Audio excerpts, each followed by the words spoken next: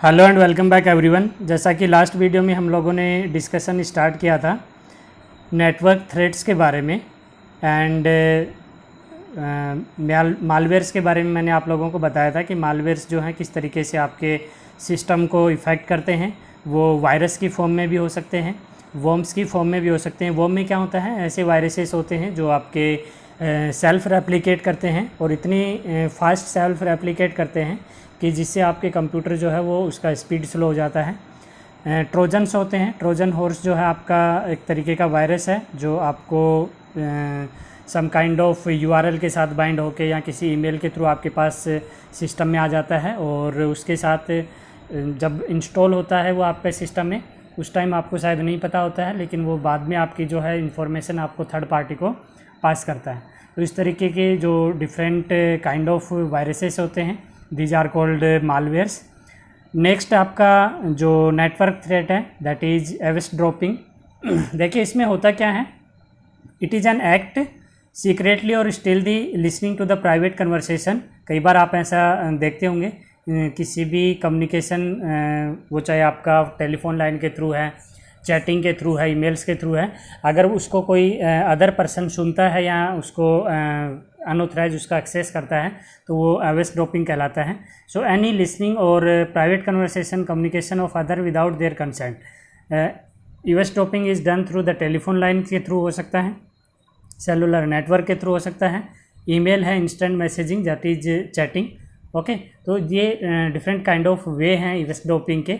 तो आपको जो है इस तरीके की अगर कोई एक्टिविटी होती है और आपको पता चलता है तो you can approach to cyber crime cell. Okay, denial of service attack है। डिनाइल ऑफ सर्विस अटैक भी आप देखते होंगे। कई बार ऐसा होता है जैसे कोई पर्टिकुलर किसी नेटवर्क में किसी पर्टिकुलर सिस्टम को टारगेट किया जाता है तो उसके पास इतनी ज़्यादा मेल्स और सुपरफोलियस रिक्वेस्ट, यानी कि ऐसी रिक्वेस्ट जिसका कोई मीनिंग नहीं है, वो इतनी बल्क में आपकी सेंड की जाती हैं जिससे उस पर्टिकुलर पर्सन को लगता है कि नेटवर्क जो है वो स्लो है, बट उस केस में होता क्या है, उसकी जो इन्फॉर्मेशन है वो कोई अदर पर्सन यूज कर रहा होता है। तो ये इस तरीके का अटैक जो है वो डिनाइल ऑफ सर्विस अटैक कहलाता है। In a cyber attack in which the machine or network resource become unavailable to its user by temporarily.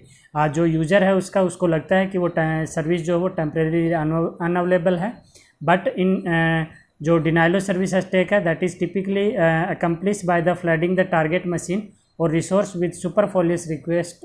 यानी कि आपकी जो सिस्टम है जिस पे आपका डिनाइल ऑफ सर्विस अटैक होता है वहाँ पे फॉल्स रिक्वेस्ट भेजी जाती हैं और इस तरीके से उसको इतनी ज़्यादा रिक्वेस्ट सेंड की जाती हैं that is called flooding.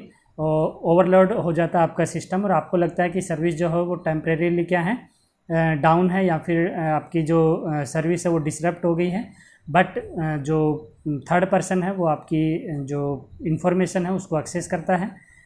Now denial of service attack is like a group of people crowding to entry door of a shop. ये बिल्कुल ऐसा ही है जैसे किसी शॉप के ऊपर बहुत सारे लोग आके इकट्ठा हो जाते हैं तो शॉपकीपर के लिए बड़ा डिफ़िकल्ट हो जाता है कि कोई जो सामान है वो आपका इधर उधर तो नहीं हो रहा है। बिल्कुल वैसा ही अटैक होता है। नाउ नेक्स्ट आपका जो काइंड ऑफ थ्रेट है, network threat, that is fishing. और फिशिंग मैंने कहा था इम्पोर्टेंट वन है। ज़्यादातर इस तरीके के केस आपको मिलेंगे। कई बार आपको मेल आती है, आपकी लॉटरी लग गई है, आप कोई पर्टिकुलर प्राइज़ जीत गए हैं, इस तरीके के जो मेल आते हैं वो जनरली क्या होता है कि आपसे कोई इन्फॉर्मेशन रिट्रीव करते हैं कि ये इन्फॉर्मेशन आप फिल कर दीजिए, फॉर्म फिल कर दीजिए, आपका जो प्राइज़ है वो आपके पास पहुंच जाएगा। बट ऐसा कुछ नहीं होता है। अगर आपने कोई लकी ड्रॉ खेला नहीं है तो आप कैसे जीत सकते हो, सोचने वाली बात है। ओके, सो इस तरीके के जो स्कैम होते हैं दीज आर कॉल्ड फिशिंग। यानी कि आपकी जो आइडेंटिटी है, आपकी जो पर्सनल इन्फॉर्मेशन है उसको गेन करने के लिए अनऑथराइज एक्सेस, जो ये तरीका है एक तरीके से phishing. Act of stealing users personal information through fraud mails. These emails either enter personal information through embedding forms, links, web pages and prompt you to provide the information. So these kind of attempt to be stolen may include bank account number, debit card, ये सब आपसे पूछ लेते हैं। इस तरीके के आपको मेल्स आते हैं कि आपको लगता है कि सच में इतना अगर पैसा मिलेगा तो आप अपनी डिटेल दे देते हैं, जो कि बाद में आपको लगता है कि आपने गलत किया है। और इस तरीके के जितने भी आपके फ्रॉड्स होते हैं, these are under cyber crime, और ये आपके साइबर सेल के अंदर आप इनसे रिलेटेड अपनी कोई भी FIR लॉन्च कर सकते हो अगर आपके साथ ऐसा कभी होता है। तो be aware about all these of.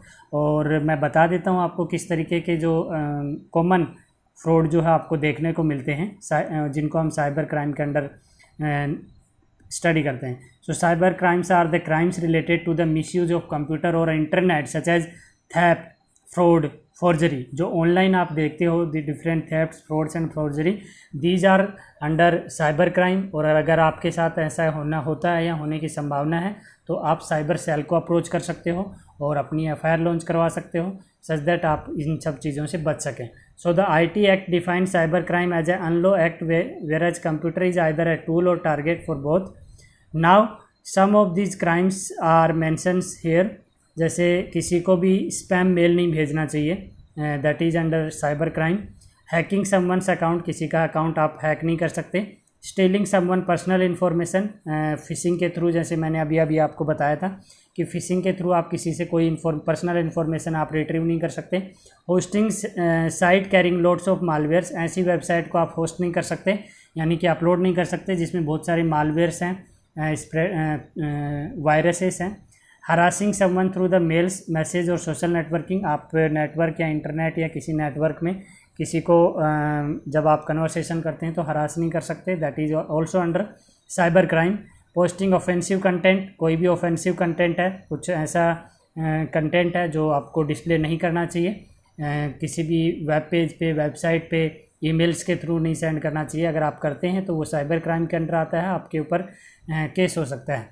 Defaming someone using the internet, के थ्रू आप किसी को डिफेम नहीं कर सकते। फोर्जिंग, किसी के साथ फ्रॉड नहीं कर सकते। इंडल्जिंग एंड फ्रॉडल्टी फाइनेंशियल ट्रांजैक्शन, किसी का फ्रॉड के थ्रू ट्रांजैक्शन, फाइनेंशियल ट्रांजैक्शन अगर आप करवाते हैं तो वो भी साइबर क्राइम के अंडर आता है।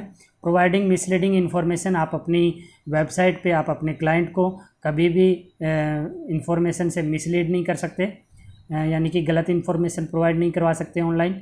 इंटेलेक्चुअल प्रॉपर्टी थेफ्ट नहीं कर सकते। इलीगल डाउनलोड, या अगर ऐसा कुछ है तो आप उसको अवॉइड करें, क्योंकि ये सारे के सारे जो हैं साइबर क्राइम के अंदर आते हैं और आपके ऊपर जो है उसके रेस्पेक्टिव चार्जेस लग सकते हैं, केस हो सकता है। तो आप इन सब चीज़ों से अवेयर रहें, इनसे दूर रहें। और अगर आपके साथ ऐसा होता है तो आप साइबर सेल में अप्रोच करके, आप पुलिस में अप्रोच करके इसको जो है अपनी FIR लॉन्च कर सकते हैं, आप शिकायत कर सकते हैं। सो इससे रिलेटेड जो सिक्योरिटी टूल्स हैं, जो नेटवर्क थ्रेड्स हम लोगों ने पढ़े, वो चाहे मालवेयर्स हैं, वॉर्म्स है, वायरसेस हैं, ट्रोजन हॉर्स है, या फिर फिशिंग फ्रॉड है। Okay, so this kind of जो आपके पास डिफरेंट आपके सिस्टम को हार्म कर सकते हैं, आपकी फाइल्स को डिसरप्ट कर सकते हैं। ओके, आपकी जो बूट सेक्टर है, यानी कि आपका बूट स्ट्रैप है, उसको आपके करप्ट कर सकते हैं। सो इनके लिए कुछ सिक्योरिटी टूल्स हैं जो हमें यूज़ करने चाहिए इनसे बचने के लिए, वो हम लोग नेक्स्ट वीडियो में डिस्कस करेंगे। So till then keep watching, keep learning. और अगर आप नए सब्सक्राइबर हैं तो प्लेलिस्ट विजिट कीजिए, वहाँ पे सारे वीडियोज़ कैटेगराइज हैं, क्लास वाइज, सब्जेक्ट वाइज, आपको स्टडी करने में आसानी होगी। Thank you.